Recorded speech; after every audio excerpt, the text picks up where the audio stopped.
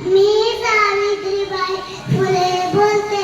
एरवी मी बोलले नसते, पण तुमच्या या सरस्वती स्कूलमध्ये शारदीय नवरात्र उत्सव होतोय कळलं.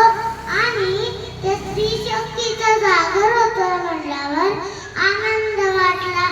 स्त्री ही फक्त चूल आणि मूल करण्यासाठी नाही, तर ती आर्थिक भार सांभाळू शकते हे आम्हाला केव्हाच कळले.